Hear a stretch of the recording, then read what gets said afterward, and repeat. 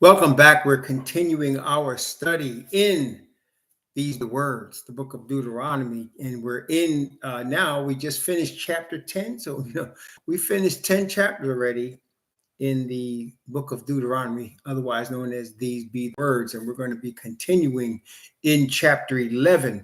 And chapter 11, of course, is going deeper into the book of Deuteronomy. Welcome back, Brother Lonnie, Sister Joyce, Brother Wheel Thesia, Brother Stephen Kelly. We are going to continue back now. Oftentimes, I know in the last, I would say 10 years probably, I myself have been researching, usually on YouTube, different places of the earth. I've been researching what it's like to live in different places on the earth and hearing testimonies. Sister Jillian, Sister Isha Shama, and Frankie, and Sister Psalm 119, Shalom.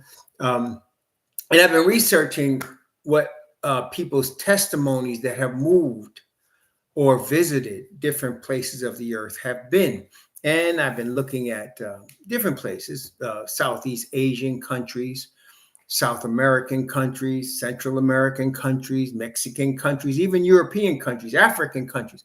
I've been looking at different countries and people generally from either Canada or the United States that have either visited, spent extended time in these areas, or have completely relocated to these areas. And one of the things that I noticed about many of the people, but not all of them, but many of them, what I have noticed is when people are leaving, say, either, and usually, like I said, I've seen people that were relocating from either Canada or the United States. I've seen a few people that have relocated from places like the UK or Australia, a few of those, but mostly it's been the United States and Canada.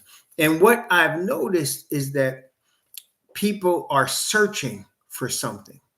Generally, the conclusion I came to is they're kind of looking for something that's as close to a paradise as they could find. And most of them are disappointed. And the reason is because the place their goal is not meeting the expectation of the paradise they were looking for. Some people, especially those that leave the United States, are looking to get away from certain things that they don't like about the United States. But there are things that they love about the United States. And when they go to another country, they're disappointed in that it's not more like the things that they like in the United States. For example, they're expecting the foreign country to speak their language, which is ridiculous because, as you know, many in the United States of certain classes of people don't like when foreign people come here and expect the United States to speak their language. They don't like, for example, you come to the United States and you don't want to speak English. You want to speak whatever your natural language is. But they do expect to go to another country and expect the inhabitants to speak English. So their expectations are not met oftentimes. Or they'll find that, in another country, the laws are different. Maybe they don't recycle. Maybe they don't pick up the garbage the way they do in the United States. Maybe they don't allow certain things, like you can't just bring drugs into their country. Just the other day, a guy that was from the United States, when he was in Indonesia, and they found that he was trying to smuggle some sort of drug. I don't know if it was some sort of marijuana or some sort of drug from Thailand into Indonesia, and they arrested him. And when they arrested him, they had him face the public, and they brought him to a place where there was a wall, and they had him turn his face to the wall while they read out the charges against him. And apparently the penalties can go all the way up to life imprisonment in Indonesia for such a crime. And that's just an example. And while they were arresting him, he's yelling, help, in English, help, help, help, somebody help me. But he's in Indonesia. He's not in the United States, and they don't play that over there. See, so people go to these areas looking for their version of paradise, and usually it's not met. People that I find get that end up liking where they are, they adjust to the understanding that it's not, there's no paradise, and they'll accept the things that are different about the country they've decided to settle in. And again, I've seen it with people that have gone to Thailand and Philippines and Malaysia and Indonesia and Mexico and Central America, South America, places in Europe, places in Africa, nations in Africa. They've decided to accept the differences in their new country that were different from their old country, even accept the negatives that they perceive as negatives. And once they are settled on that, they seem to be happier than the people that are looking for that paradise. The truth is, as long as anybody is suffering on planet Earth, there will never be paradise here. As long as there is greed in existence on planet Earth, it will never be paradise. Once, as we read in the last section, Revelation 21, verses 1 through 8 have been fulfilled, then you'll be in paradise. There'll be no more death, no more people suffering. Okay? There'll be no more sickness and no diseases. And then it will be paradise, because it's paradise for everybody that will exist. The people who will not experience the paradise will be people who cease to exist. This is the thing. One of the names, as we know, of the Most High, we know he told Moses, his name is Yahweh, or as it's spelled in English, Jehovah. But that's not how it's said in Hebrew. Yahweh is how it's said in Hebrew. If you look at in, again, 1611 King James, and you sound out the letters, that's what you get. Another name, though, he told Moses was Ahiah. Ahiah, I exist. That's what he told Moses. My name, tell them that Ahiah sent you. That is, I exist sent you. Because in the kingdom, the inhabitants of the kingdom will be like Ahiah. They will exist. The people that are not inhabitants of the kingdom will cease to exist. In fact, let's look at Obadiah.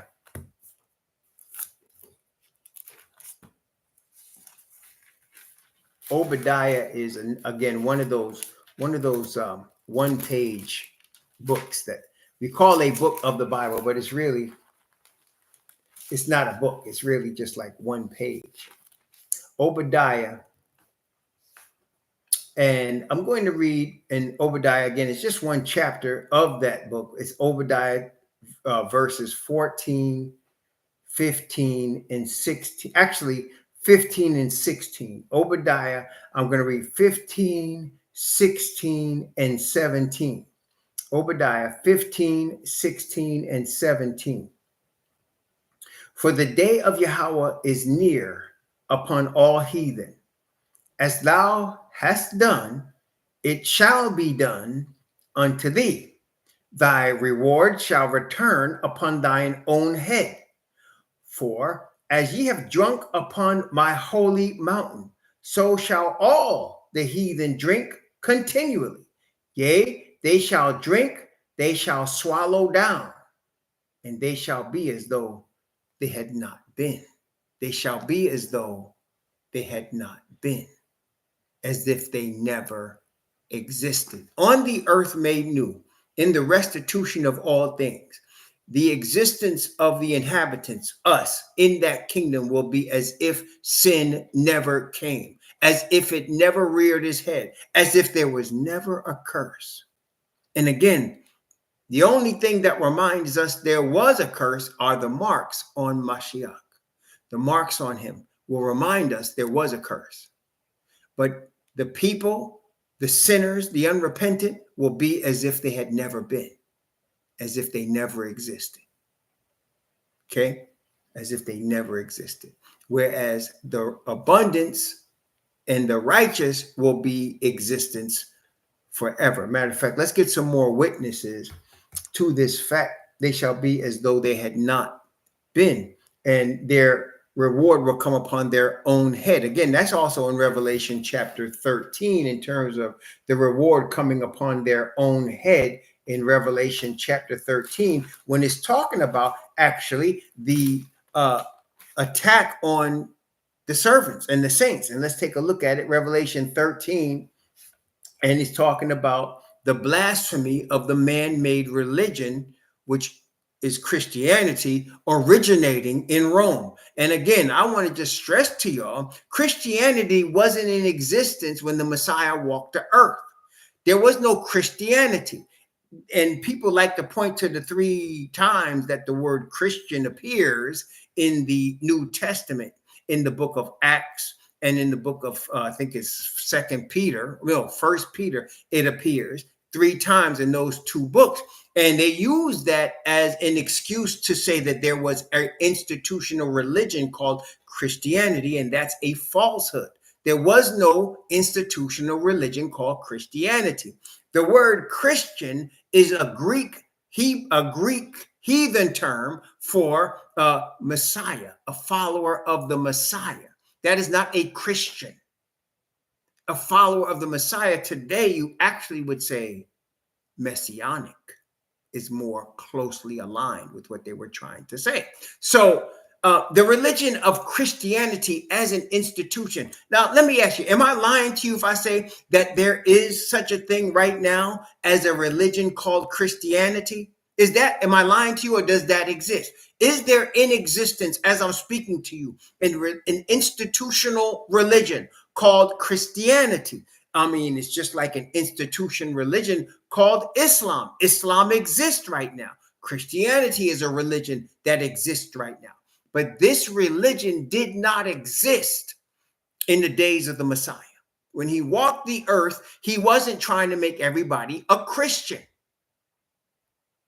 And what you will see in the 3 times that it was mentioned, it was never said or implied that the believers of Messiah called themselves Christian.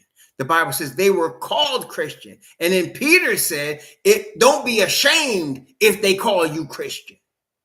Why would somebody have to be ashamed by being called a name? Because it was a negative connotation. It was a negative connotation. It was not a positive thing to be called Christian.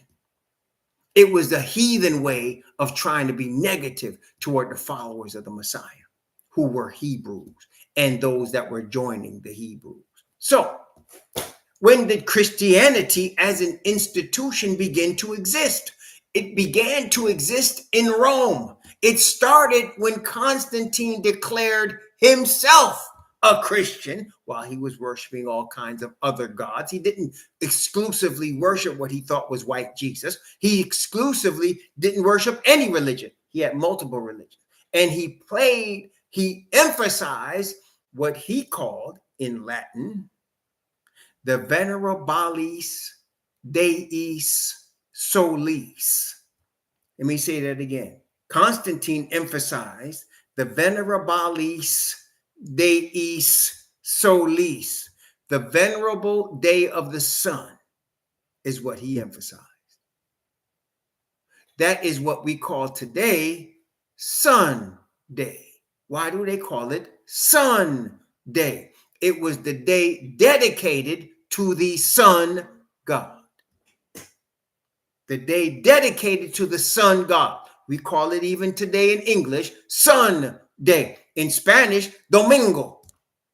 And they have I think it's the capital of the Dominican Republic. Am I correct on that? Or is it Santiago? Well, anyway, Dominico. That is Sunday. Santo Dominico. Holy Sunday. They get that from Europe. That was not, let me ask you Bible students that have actually read the Bible, okay?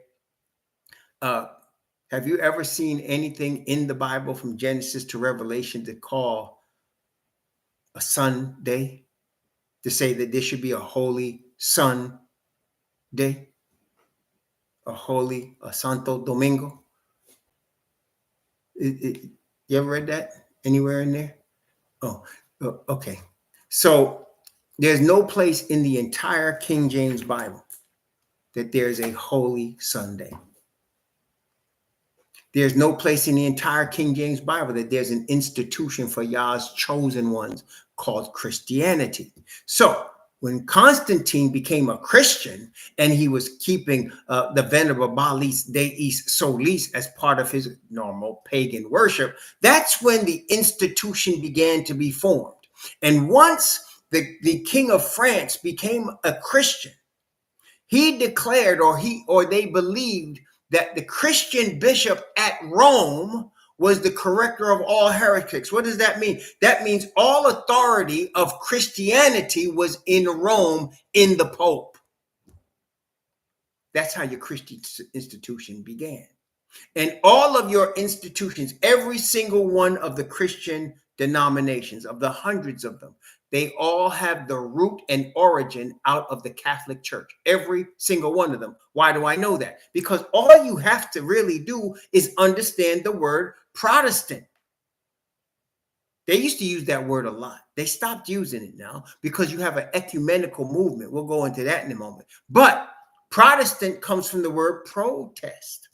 Protestant. What is that? That was a group of people of religious persuasion of Christianity that were protesting the teachings of the Roman Catholic Church. They were protesting the teachings of the Roman Catholic Church. So they called them Protestants. And all your churches today, which are called evangelical, have their origins in Protestantism, which are Roman Catholics protesting Rome. They weren't trying to leave the Catholic Church. They wanted the Catholic Church to change. But really what the Catholic Church did is they did the anti-Reformation. They wanted a reforming of the Catholic Church. They wanted to reform it. That's what they were trying to do. I mean, look, why wouldn't they? It's a man-made religion. Man said they should reform it. So they were trying to do a reformation. But what happened instead was a counter-reformation. The Catholic Church said, oh, no, we not reforming you. I mean, you not reforming us. We're going to reform you. And you're going to keep Sunday, and you're going to eat pork, and you're going to do what we tell you to do, because Christianity came out of Rome. It never came from the Hebrews. Christianity never came from the Hebrews. And more importantly, it never came from the chief Hebrew, Messiah. The chief Hebrew never gave nobody Christianity. The chief Hebrew never told his people, all my laws of my father are done away with. And you're going to worship now. You're going to keep the Holy Sunday. Nowhere did the Messiah teach this. The Bible doesn't teach this. The Hebrew Israelite prophets, which are all the writers of the Bible, never taught that. That is a man. So your Christianity as an institution is from Europe. And that is really crazy when you think about the true Hebrews being melanated people. What are you doing following a religion from Europeans? What are you doing? Why? Your Messiah don't look like that. You didn't get that from the Hebrews. Why are you doing that? Whew. Isn't that crazy though?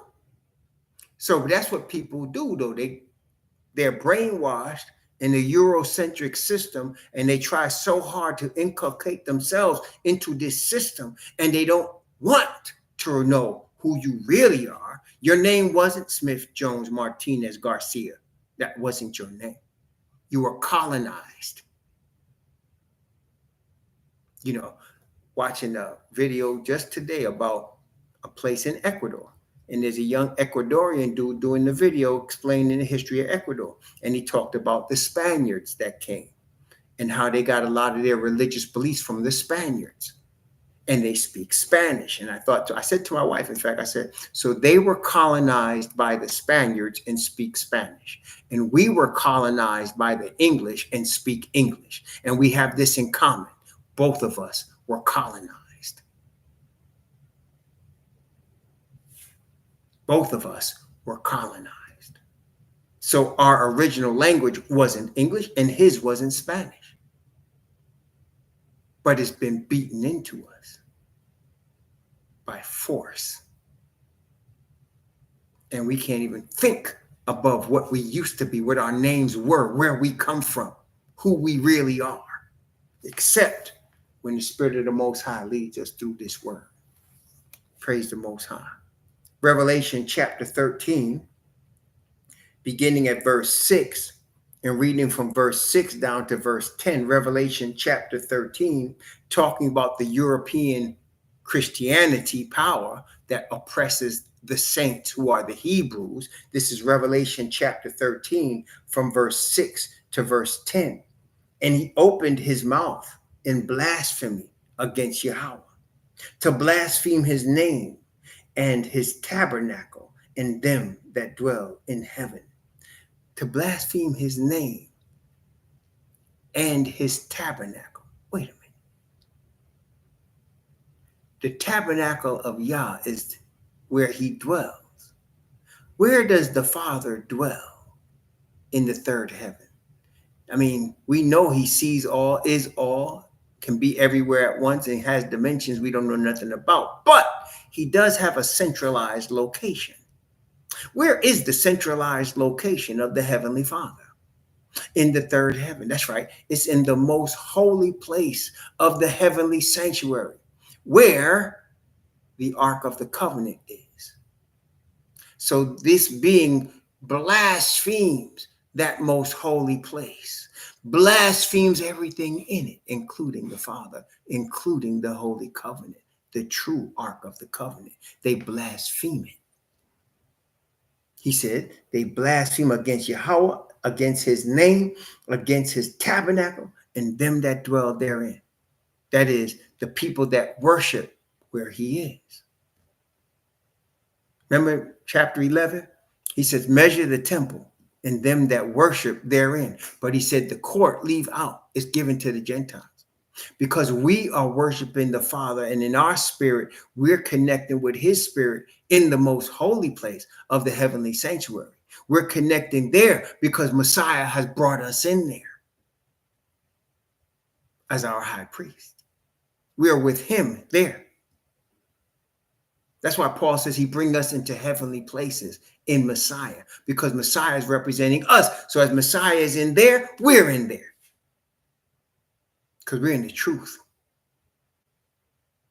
We're the bloodline. The real bloodline. Praise the Most High.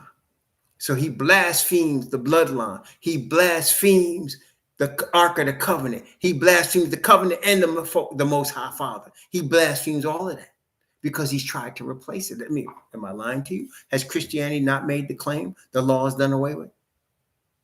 Have they not made the claim that there's a group of Europeans that are the real Israelites? Has not Christianity made this claim? Or am I making that up? Did he not make a claim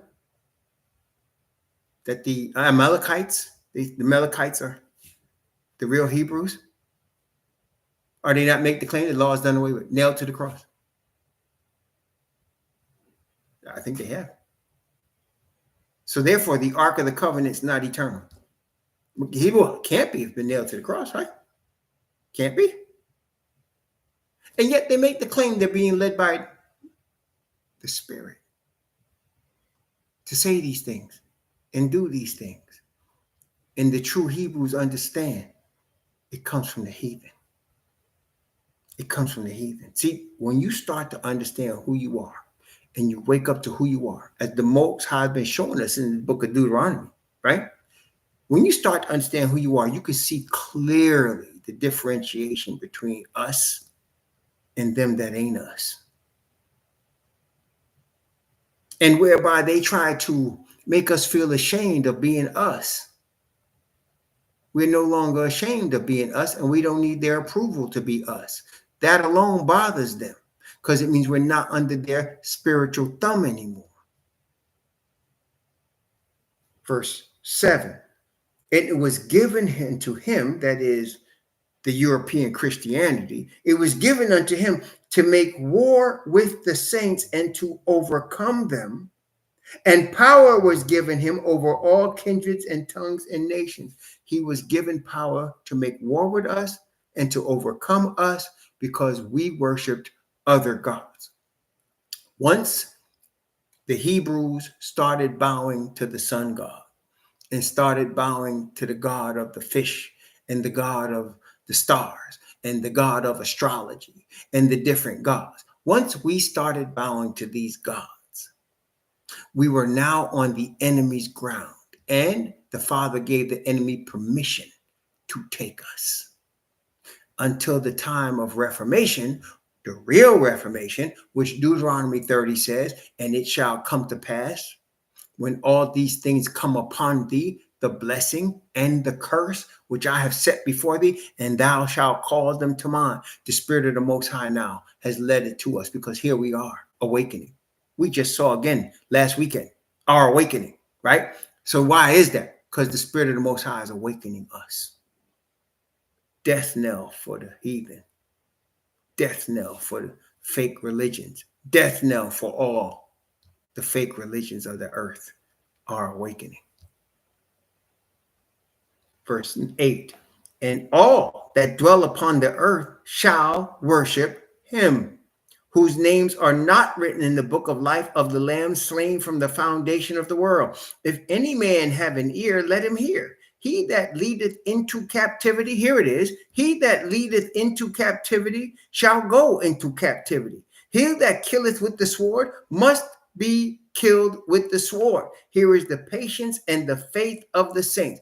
He that leadeth into captivity will go into captivity. Your reward shall come upon your own head.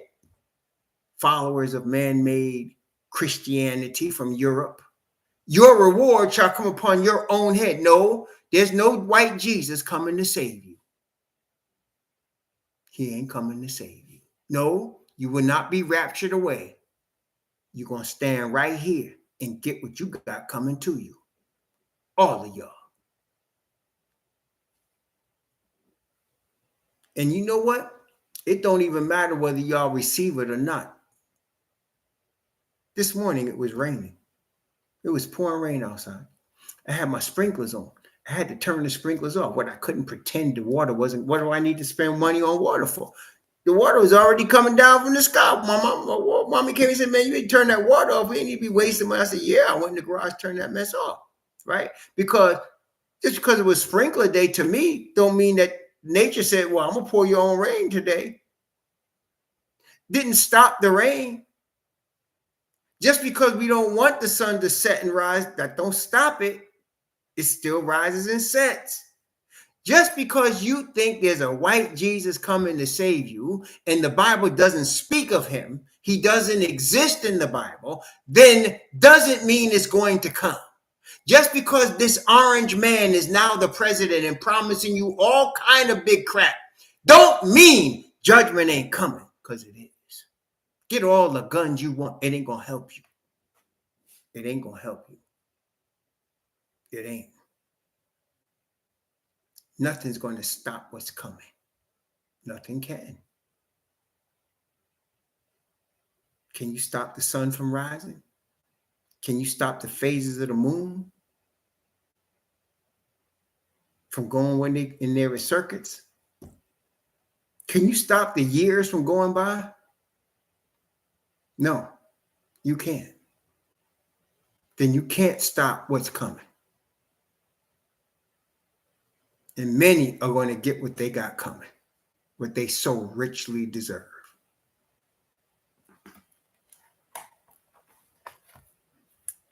Okay, we looked at Obadiah and we looked at Revelation. One more. Let's look at Joel. Joel. Oh, I love this one, right? Joel chapter 3. Joel chapter 3. Ya'al chapter 3. Watch for the words upon your own head, which will be the third time we're seeing this. Joel chapter 3, beginning at verse 1.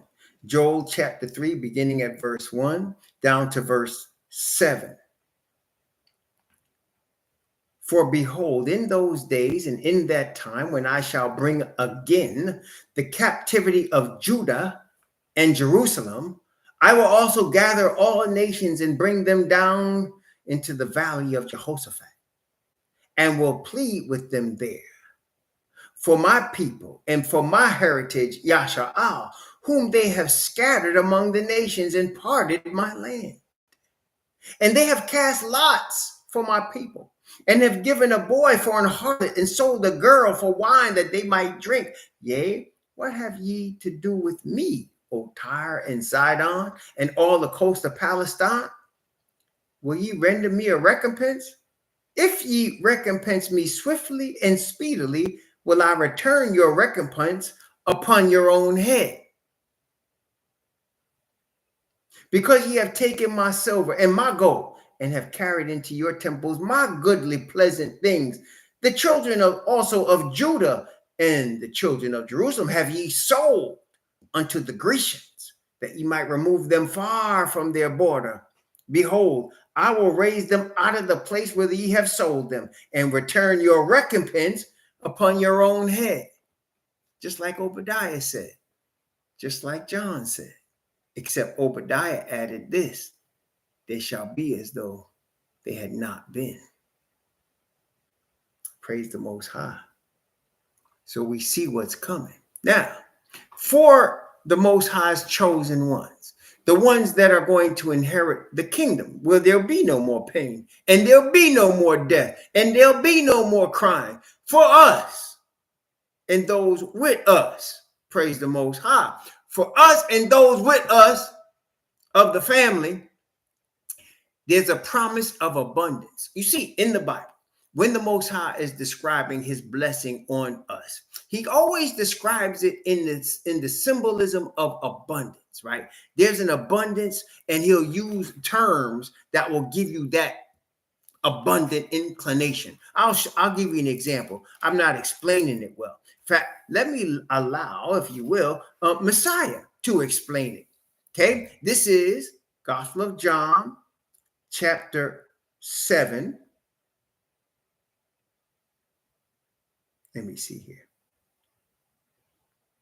Oh man, let me. I'm going to begin at verse 28, and I'm going to read from verse 28 down to verse 39. Abundance. That's the sign of Yah's chosen ones. He's going to give us eternal, everlasting abundance. So let's read some witnesses to that statement. Okay, eternal, everlasting abundance. Gospel of John, chapter 7, beginning at verse 28 and reading down to verse 39. Then cried YHWH in the temple as he taught, saying, Ye both know me, and ye know whence I am. And I am not come of myself, but he that sent me is true, whom ye know not. But I know him, for I am from him, and he hath sent me. Then they sought to take him, but no man laid hands on him, because his hour was not yet come. And many of the people believed on him, and said, When Messiah cometh, will he do more miracles than these which this man hath done? The Pharisees heard that the people murmured such things concerning him, and the Pharisees and chief priests sent officers to take him. Then said YHWH unto them, Yet a little while am I with you. Then I go unto him that sent me, and ye shall seek me, and shall not find me. And where I am, whither you cannot come. Then said the Jews among themselves, Whither will he go that we shall not find him? Will he go unto the dispersed among the Gentiles and teach the Gentiles? Yes, apparently he would. What manner of saying is this? And he said, Ye shall seek me and shall not find me. and where I am, whither ye cannot come. In the last day, that great day of the feast, Yahushua stood and cried, saying, if any man thirst, let him come unto me and drink. He that believeth on me, as the scripture hath said, out of his belly shall flow rivers of living water. But this spake he of the Spirit, which they that believe on him should receive. For the Holy Ghost was not yet given, because Yahushua was not yet glorified. So the everlasting rivers of water of abundance out of our belly, he said, the scripture have said that, which means that it must be someplace in what we now call the Old Testament, wouldn't it? It must be there, as the scripture has said. Let's see. Isaiah chapter 58. Isaiah chapter 58. Isaiah 58. Abundance. Isaiah 58. I'm going to begin. Let me see. Let me see. Oh, man. So much in Isaiah 58. I'm going to start at verse 8. Yes, verse 8, because really, you want to know what he's quoting? It's verse 11. So we're going to read from verse 8. I'm going to go down to verse 14. 7 verses, 8 to 14. This is Isaiah 58. This is what, when the Messiah said, as the scripture has said, this is Isaiah chapter 58 from verse 8 to verse 14. Then shall thy light break forth in the morning, and thine health shall spring forth speedily, and thy righteousness shall go before thee. The glory of Yahweh shall be thy rearward. Then shalt thou call, and Yahweh shall answer. Thou shalt cry, and he shall say, here I am. If thou take away from the midst of thee the yoke, the putting forth of the finger, and speaking vanity. And if thou draw out thy soul to the hungry, and satisfy the afflicted soul, then shall thy light rise in obscurity, thy darkness be as the noonday, and Yahweh shall guide thee continually, and satisfy thy soul in drought, and make fat thy bones, and thou shalt be like a watered garden, like a spring of water, whose waters fail not. Everlasting abundance. Praise the Most High. And they that shall be of thee shall build the old waste places. Thou shalt raise up the foundations of many generations. Thou shalt be called the repairer of the breach, the restorer of paths to dwell in. If thou turn away thy foot from the Shabbat, from doing thy pleasure on my holy day, and call the Shabbat a delight, the holy of Yahweh honorable, and shall honor him, not doing thine own ways, nor finding thine own pleasure, nor speaking thine own words, then shalt thou delight thyself in Yahweh, and I will cause thee to ride upon the high places of the earth, and feed thee with the heritage of Jacob thy father, for the mouth of Yahweh has spoken it. When he talks about not doing thy pleasure on my holy day, and call the Shabbat a delight, remember, combine that with what he said. The Shabbat was made for man. Man was not made for the Shabbat.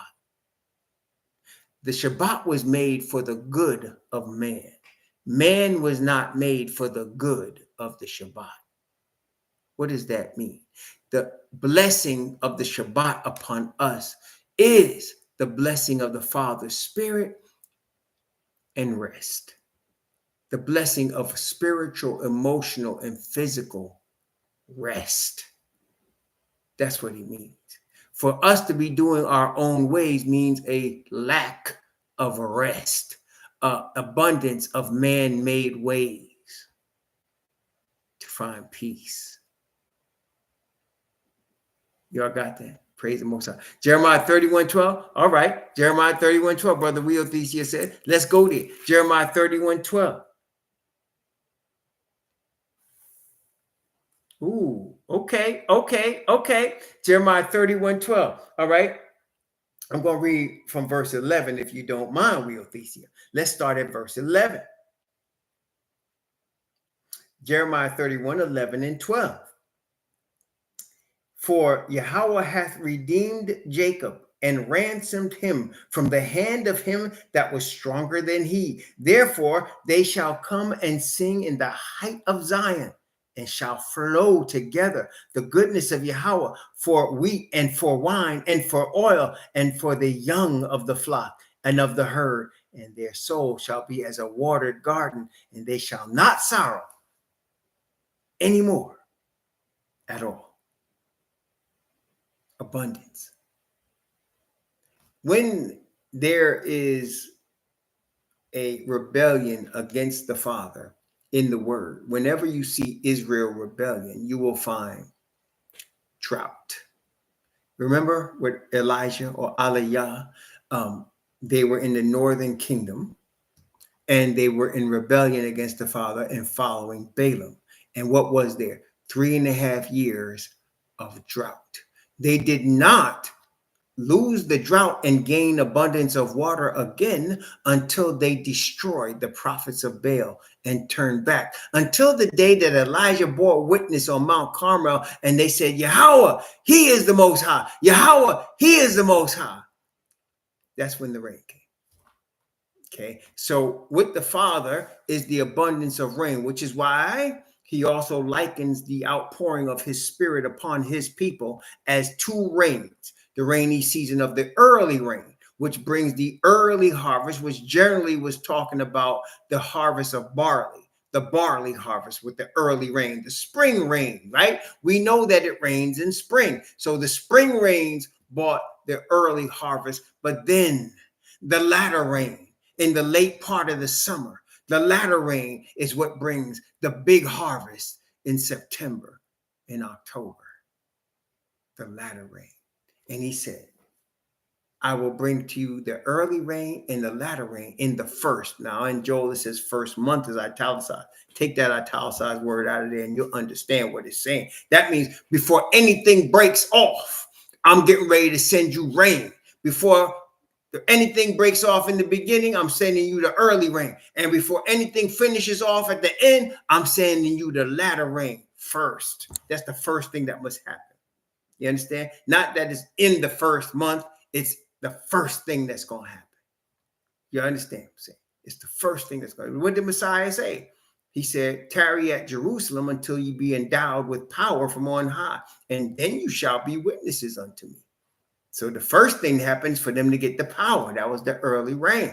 The second thing that happened is them to use that power to be witnesses to the Messiah. Again, the thing is abundance. He said to us, I will rain a blessing on you that there shall not be room enough to receive it. Isn't that what he said? He said, I'm going to rain a blessing on you, my people, Jacob's sons and daughters, that there shall not be room enough to receive it. And that means of his spirit. Listen, if we had the spirit heavy on us, so that any language of any person, we could speak that language because of the spirit. So that if somebody died, we can put our hands on them and they'd stand up. So that if somebody was sick, we could touch them and they'd be healed. So that if somebody was chasing them, we could run across the pond. We don't have to get a boat. We could run across them. What is not possible then?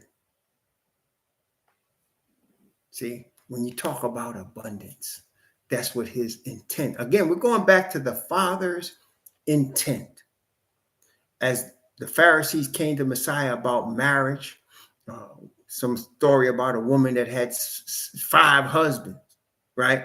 Because her first husband died and he had 5 brothers and they had her. And he said, you don't know the scriptures at all. It was never the intent that a man should die.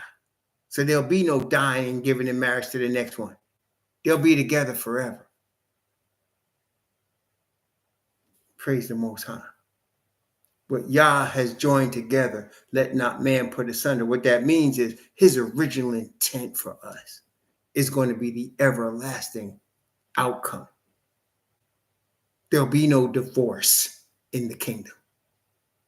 There'll be no want, no need, no desire for divorce in the kingdom.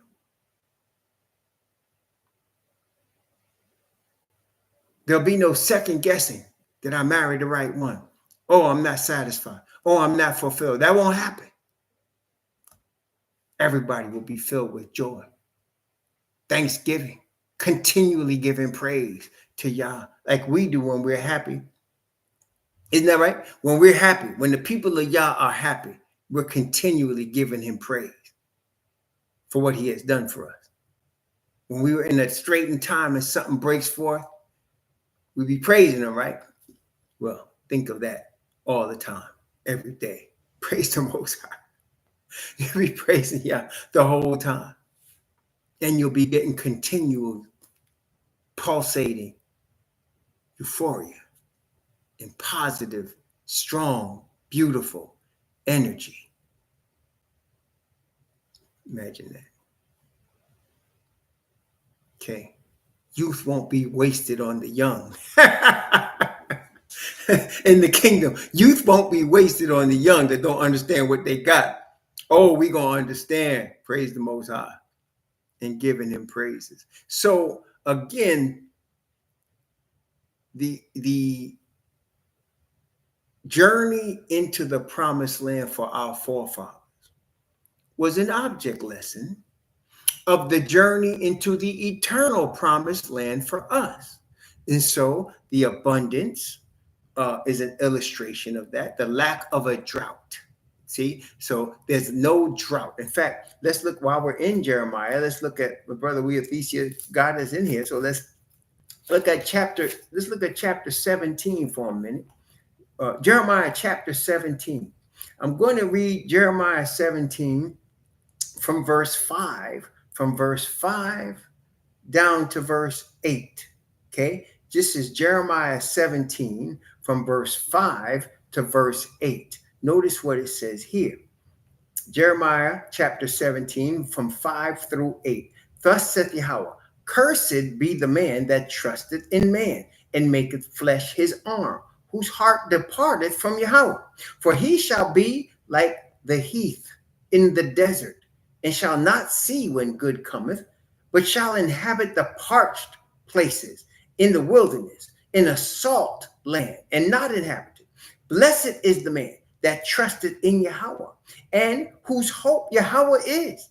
For he shall be as a tree planted by waters, that spreadeth out her roots by the river, shall not see when heat cometh, but her leaf shall be green, shall not be careful in the year of drought, neither shall cease from yielding fruit. Again, abundance. That's the object the Father is trying to illustrate to his people. Abundance. Abundance for everybody. Not some while others lack. Abundance. Period. An earth filled with abundance.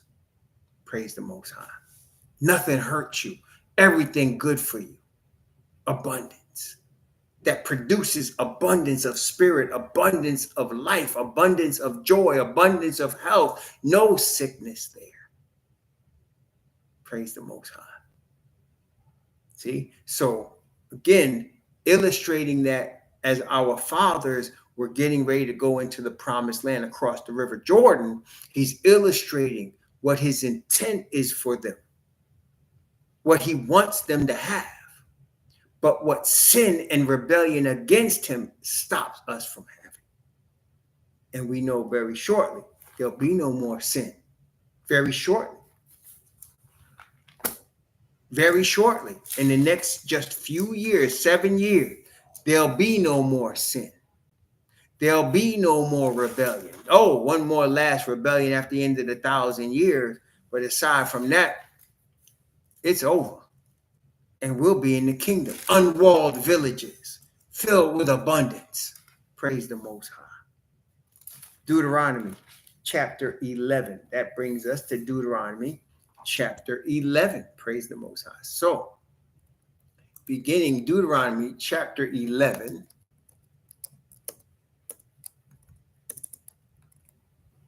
Let me just hold on 1 second. Oh man, if I could spell. There is something I'm looking for here. Okay. Deuteronomy chapter 11, beginning at verse 1. I'm going to read from verse 1 down to verse 7. Deuteronomy chapter 11, beginning at verse 1 and reading down to verse 7 of the Father's word. Therefore, thou shalt love Yahweh thy most high and keep his charge and his statutes and his judgments and his commandments always. And know ye this day, for I speak not with your children, which have not known and which have not seen the chastisement of Yahweh your most high, his greatness, his mighty hand, and his stretched out arm, and his miracles, and his acts which he did in the midst of Egypt unto Pharaoh, the king of Egypt, and unto all his land. And what he did unto the army of Egypt, unto their horses and to their chariots, how he made the water of the Red Sea to overflow them as they pursued after you, and how Yahweh hath destroyed them unto this day, and what he did unto you in the wilderness until you came unto this place, and what he did unto Dathan and Abiram, the sons of Eliab, the son of Reuben, how the earth opened her mouth and swallowed them up, and their households, and their tents, and all their substance that was in their possession in the midst of all Israel. But your eyes have seen all the great acts of Yahweh, which he did. Again, what is he saying when he said, your children ain't seen this, but you have seen it? What is he saying? You can bear witness. He's saying what? Your children can't bear witness, but you can bear witness to everything he just said. What happened to Dathan and Abiram when they started going for bad? That we used to say they start going for bad. The earth opened the mouth and swallowed all of them whole. He said, your children can't bear witness, but you can bear witness. Again, brethren, every last one of us can bear witness, right? Every last one of us, as I said, last week, a whole bunch of people gave testimonies. All the testimonies was different, but all were bearing witness of the same Father Yah. All were bearing witness of the same Father Yah and the same Spirit and the same deliverance for each one of us. All of us were bearing witness. And let me tell you something else. Angels were there bearing witness to your words. Angels were there bearing witness to your words. Praise the Most High. Okay, so he said, your eyes have seen. You could bear witness. See, your kids can't, but you can. Praise the Most High. And there'll be more than that to see soon, to bear witness of our Heavenly Father and his deliverance. Praise the Most High. Okay, this is Deuteronomy chapter 11. This part right here, though. Deuteronomy chapter 11, from verse 8 down to verse 12. Deuteronomy chapter 11, from 8 to 12. Deuteronomy chapter 11, from 8 to 12. Therefore shall ye keep all the commandments which I command you this day, that ye may be strong and go in and possess the land, whither ye go to possess it, and that ye may prolong your days in the land which Yahweh sware unto your fathers to give unto them and to their seed, a land that floweth with milk and honey. Again, that statement represents what? Abundance. A land that floweth with milk and honey. For the land whither thou goest in to possess it is not as the land of Egypt from whence ye came out, where thou sowest thy seed and waterest it with thy foot, as a garden of herbs. But the land whither ye go to possess it is a land of hills and valleys, and drinketh water of the rain of heaven. A land which, watch this, a land which Yahweh thy Most High careth for. The eyes of Yahweh thy Most High are always upon it, from the beginning of the year even unto the end of the year. Now wait, this is something in it. The Most High sees the whole earth, but he says there's a specific place that he keeps all year. Now, remember now, the children of Israel weren't yet in the land. They weren't there yet. They hadn't taken it. And he said, before they crossed Jordan, he said, my eyes are always on that land. I care for this land all year, every year. Now, where is that? And why is it? You know, the Bible does tell you about it, Now, let's go to Genesis 22. Genesis chapter 22. Let's get a couple of witnesses. Genesis chapter 22. Genesis 22. And let's see. Genesis 22, y'all. Genesis 22. I'm going to begin at verse 1. Genesis 22, beginning at verse 1. I'm going to read verse 1 and 2. Okay. Genesis 22, 1 and 2. Y'all have read this before. Genesis 22, verse 1 and 2. And it came to pass after these things that the Most High did tempt Abraham and said unto him, Abraham. And he said, Behold, here I am. And he said, Take now thy son, thine only son, Yishak, whom thou lovest, and get thee into the land of Moriah, and offer him there for a burnt offering upon one of the mountains which I will tell thee of. Where was he going? Where was he going? Where was he being sent? Where was he going? What land was that again? Where was he being sent, y'all? What did it say? Take your son, your only son, whom you love. Take him where? Where was he going? Where was he being told to go? Take him where? The land of Moriah. That's what he said. Take him into the land of Moriah. And he said, offer him for a burnt offering upon one of the mountains. So it was a mountain in Moriah. Everybody following me so far? So an area called Moriah, and he said, I want you to take him there. And on a mountain in Moriah, I want you to offer him as a burnt offering. Now, a burnt offering is an offering to the Most High Yah, representing what? What does the offering to the Most High Yah represent? When he said, offer him there for a burnt offering, what does that represent? On Mount Moriah. What does that represent? What is that? The atonement. Yes, yes, yes. Is the atonement a person, Brother Gary Joseph? Or is it an animal?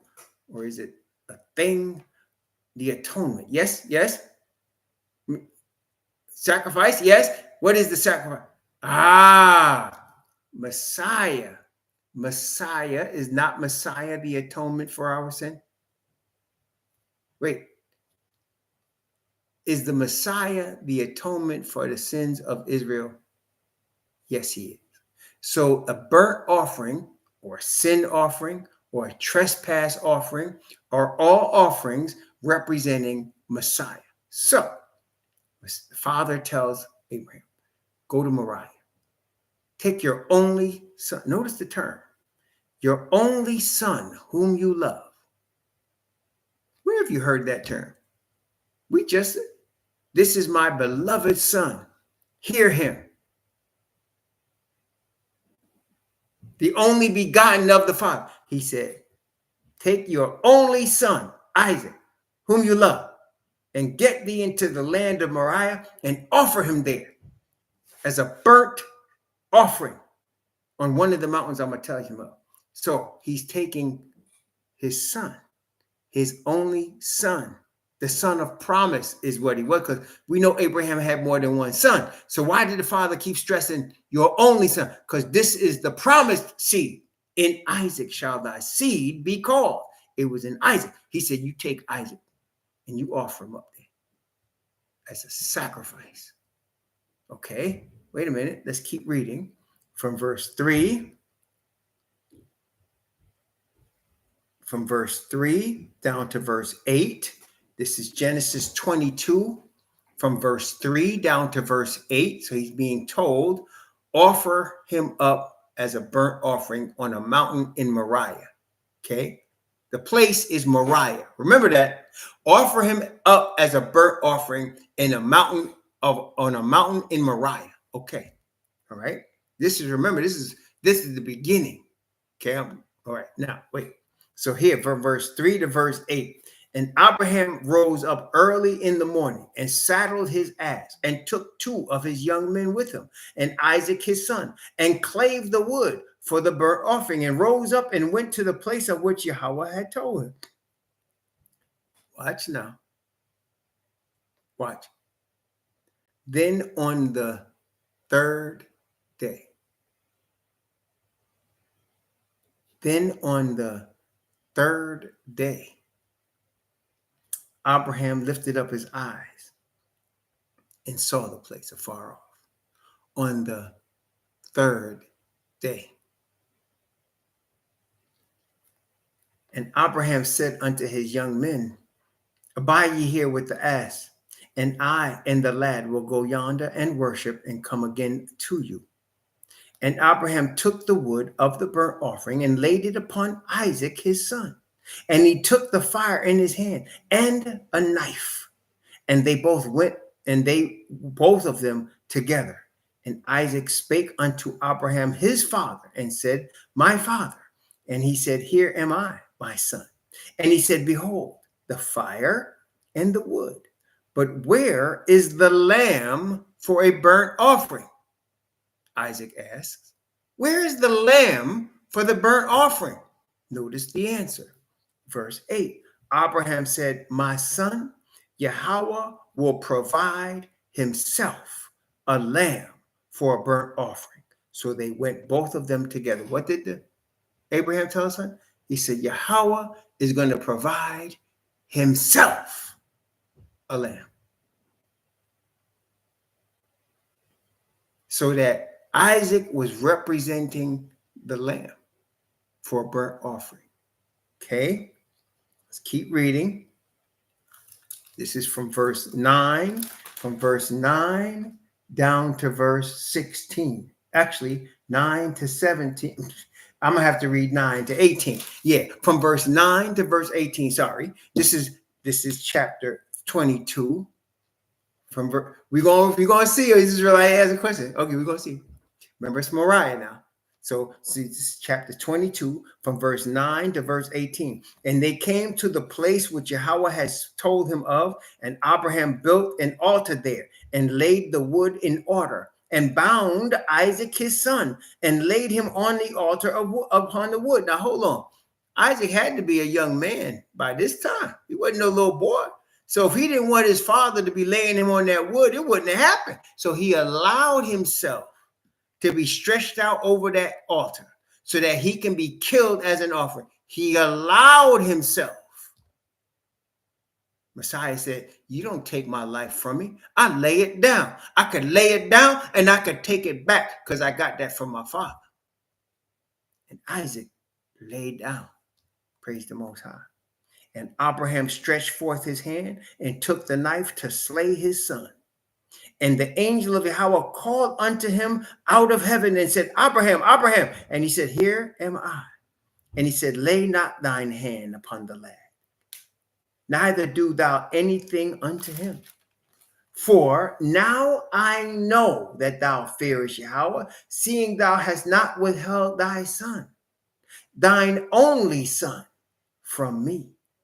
And Abraham lifted up his eyes and looked, behold, behind him a ram caught in a thicket by his horn. And Abraham went and took the ram and offered him up for a burnt offering in the stead of his son. And Abraham called the name of the place Yahweh Yireh, as it is said to this day, in the mount of Yahweh it shall be seen. And the angel of Yahweh called unto Abraham out of heaven the second time and said, by myself have I sworn, because thou hast done this thing and hast not withheld thy son, thine only son, that in blessing I will bless thee. In multiplying I will multiply thy seed as the stars of heaven and as the sand which is upon the seashore. Thy seed shall possess the gate of his enemies. And in thy seed shall all the nations of the earth be blessed. That's why the Messiah said, Abraham rejoiced to see my day, and he saw it and was glad. Remember that? And scribe said, you're not even 50 years old. Have you seen Abraham? And he said, before Abraham was, I am.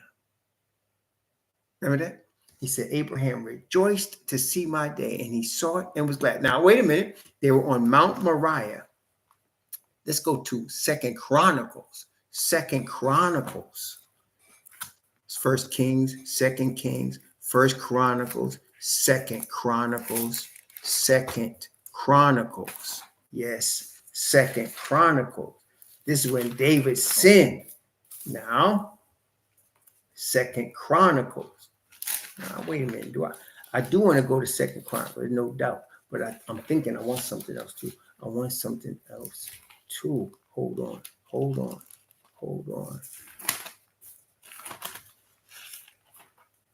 I do want something else as well.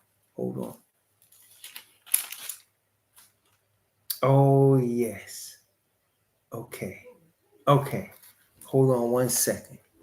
Hold on. Let's read Second Chronicles chapter 3. Let's read Second Chronicles chapter 3, verse 1. Second Chronicles chapter 3, verse 1. Remember where Abraham was told to offer his son. And remember, Abraham told his son, Yahweh was going to have his own provision of a lamb. Okay. Now, this is Second Chronicles chapter 3, verse 1. Then Solomon began to build the house of Yahweh. He began to build what? The temple, where later on the Father will say, my name is there, right? My name is there. Okay. Then Solomon began to build the house of Yahweh at Jerusalem. Where? Where again? Mount Moriah, where Yahweh appeared unto David his father in the place that David had prepared in the threshing floor of Ornan the Jebusite. So it was a Jebusite. It was in Jebus, Mount Moriah. See, when Abraham was there wasn't no Jebus there. When Abraham was there, it was 4,000 years ago. There was nothing there but mountains. Then they built up and they became a city called Jerusalem on Mount Moriah, a city called Jerusalem. And on that city called Jerusalem, in that same spot, Abraham was told, offer your son. Then later on, Solomon was told, this is the spot where the Jebusite was on Mount Moriah, that you're going to build my temple where my name is going to be. Wait a minute. We're not finished yet. Wait a minute. 2 Samuel, when David sinned. Remember when David sinned in numbering the people because he wasn't supposed to ever have a number on Israel? See, you can have a number on some people, the men of war. You can have a number on some people, the 144,000, but the general population of Israel was never to be numbered, which is why it says in the book of Revelation, and I saw people that could not be numbered. Remember that? A numberless multitude. Why was it called numberless? Because there was so many you couldn't number them? Maybe. But it was definitely because you cannot number Israel and Judah. You cannot number them. And David decided to try to number them. Okay? Now, after he did that, he was convicted. So let's look at 2 Samuel 24 from verse 10. 2 Samuel 24 from verse 10. From verse 10, let's go from verse 10 down to verse 25. 2 Samuel 24, 10 through 25. And David's heart smote him. Why is Yah's eyes always on this land? We'll talk about that in a minute. And David's heart smote him after he had numbered the people. And David said unto Yahweh, I have sinned greatly in that I have done. Now I beseech thee, O Yahweh, take away the iniquity of thy servant, for I have done very foolishly. For when David was up in the morning, the word of Yahweh came unto the prophet Gad, David's seer, saying, Go and say unto David, Thus saith Yahweh, I offer thee 3 things. Choose thee one of them, that I may do it unto thee. So Gad came to David and told him, and said unto him, Shall 7 years of famine come unto thee in thy land? Or wilt thou flee 3 months before thine enemies while they pursue thee? Or that there be 3 days pestilence in thy land? Now advise and see what answer I shall return to him that sent me. And David said unto Gad, I am in a great strait. Let us fall now into the hand of Yahweh, for his mercies are great. Let me not fall into the hand of man. So Yahweh sent a pestilence upon Israel from the morning even unto the time appointed. And there died of the people from Dan even to Beersheba 70,000 men.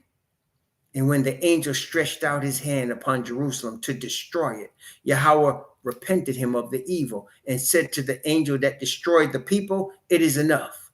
Stay now thy hand.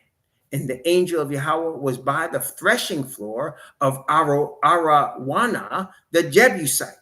Arawana, the Jebusite. And David spake unto Yahweh when he saw the angel that smote the people and said, Lo, I have sinned, and I have done wickedly. But these sheep, what have they done? Let thine hand, I pray thee, be against me and against my father's house. And Gad came that day to David and said unto him, Go up, rear an altar unto Yahweh in the threshing floor of Arawana, the Jebusite. And David, according to the saying of Gad, went up as Yahweh commanded. And Arawana looked and saw the king and his servants coming on toward him. And Arawana went out and bowed himself before the king on his face upon the ground. And Arawana said, Wherefore is my lord the king come unto his servant? And David said, To buy the threshing floor of thee, to build an altar unto Yahweh, that the plague may be stayed from the people, that the plague may be stayed from the people. And Arawana said unto David, Let my lord the king take and offer what seemeth good unto him. Behold, here be oxen and for burnt sacrifice, and threshing instruments and other instruments for the oxen for wood. All these things that Arawana as a king gave unto the king. And Arawana said unto the king, Yahweh thy most high accept thee. And the king said unto Arawana, Nay, but I will surely buy it of thee at a price. Neither will I offer burnt offering unto Yahweh my most high of that which does cost me nothing. So David brought the threshing floor and the oxen for 50 shekels of silver. And David built there an altar unto Yahweh and offered burnt offerings and peace offerings. So Yahweh was entreated for the land, and the plague was stayed from Israel to offering burnt offering to stop the curse upon Israel, the atonement for Israel on Mount Moriah, on a specific spot. And he said also to Solomon, you're going to build the temple on this spot. And he said also to Abraham, you're going to offer your son on this spot, and I will provide myself a lamb for an offering on this spot. And his eye is always on that land. One day, the New Jerusalem will be on that land. Can you see that? The New Jerusalem will land on that spot on Mount Moriah. Can you see that? And what's inside the New Jerusalem when it lands on that spot? What's in there? What's within those gates? What's in there within the gates of the New Jerusalem? Wait a minute. What's in there? The most holy is, but there's something else too. Something that you and I really want. Even our Satan wants it, but only us can eat it. I gave it away. What is it? That's right. The tree of life's coming down with it. So on that spot that his eye is always on, will one day dwell the New Jerusalem, will one day dwell the tree of life, out of which comes the river of life one day. Isn't that correct? So his eye is always on that spot for a reason. Could it be that that was the original Garden of Eden? It could really be that. It could really be that. The Bible is telling us it's a special spot. We done got Samuel's witness, Chronicles witness, right? Moses' witness. That's a special spot. There's no doubt. Okay. The lamb is offered on that spot, and the tree of life is going to be on that spot. Could it be there? Could be. Praise the Most High. His eye is always on that spot. That is the Father chose. That's his spot. Back to Deuteronomy chapter 11. Let's see what it says again. What does it say? And again, what did we do? What did we do, brethren? We went and got 2 or 3 witnesses. We got Moses, whoever wrote 2nd Chronicles, and David, 2nd Samuel. We got all of those witnesses to tell us Moriah is the spot. Is the spot that was chosen to stop the curse upon Israel. The spot that was chosen so that a burnt offering can be offered there to stop the curse of Israel. A spot that was chosen where there would be a temple built there where he would say to Solomon, my name is there. Praise the Most High. A land which Yahweh thy Most High careth for. The eyes of Yahweh thy Most High are always upon it, from the beginning of the year even unto the end of the year. You know, there's very few things that the Bible talks like that, in that kind of regard. Like when it talks about us, he said, what? We are the apple of his eye. Isn't that what it said? It said in Zechariah chapter 2, he said, we are the apple of his eye. Whoever touches you touches the apple. In other words, of all the things to focus on the earth, he is focused on us. Of all the places to be focused on the earth, he's focused on Moriah. That's it. Okay? That's it. Praise the Most High. Verse 13. This is Deuteronomy chapter 11. From verse 13 down to verse 22.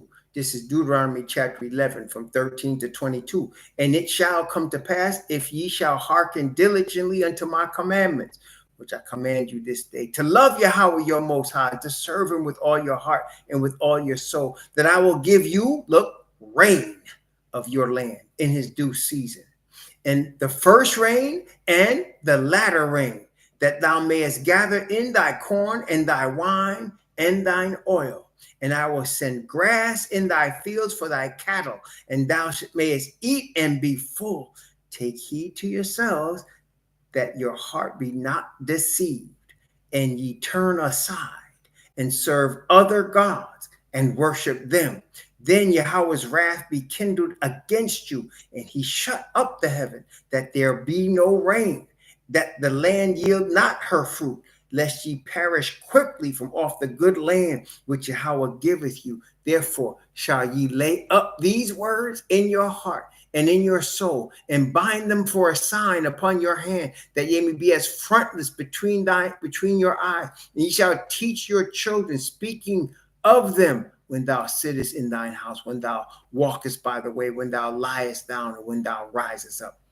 Thou shalt write them upon the doorposts of thy house and upon thy gates, that your days may be multiplied, and the days of your children in the land which Yahweh sware unto your fathers to give them, as the days of heaven upon the earth. The days of heaven upon the earth. The kingdom is going to be heaven upon the earth. Praise the Most High. For if ye shall diligently keep all these commandments which I command you to do them, to love Yahweh your Most High, to walk in his ways and to cleave unto him, verse 23, then Yahweh drive out all these nations from before you, and ye shall possess greater nations and mightier than yourselves. Ye shall possess greater nations and mightier than yourselves. You know, if some heathen is reading this, they're going to be upset, but I don't care. This is the truth anyway. And it's not for them anyhow, is it?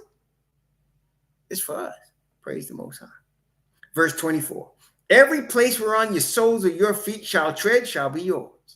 From the wilderness and Lebanon, from the river Euphrates, even unto the utmost sea shall your coast be. There shall no man be able to stand before you. For Yahweh your Most High shall lay the fear of you and the dread of you upon all the land that ye shall tread upon, as he said unto you. Behold, I set before you this day a blessing and a curse. A blessing if you obey the commandments of Yahweh your Most High, which I command you this day, and a curse if you will not obey the commandments of Yahweh your Most High, but turn aside out of the way, which I command you this day, to go after other gods, which ye have not known. And it shall come to pass, when Yahweh thy Most High hath brought thee in unto the land whither thou goest to possess it, that thou shalt put the blessing upon Mount Gerizim and the curse upon Mount Abal.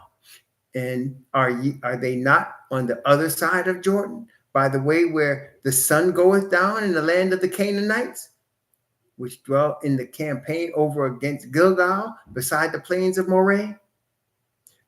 For ye shall pass over Jordan to go in to possess the land, which Yahweh your Most High giveth you, and ye shall possess it and dwell therein, and ye shall observe to do all the statutes and judgments which I set before you.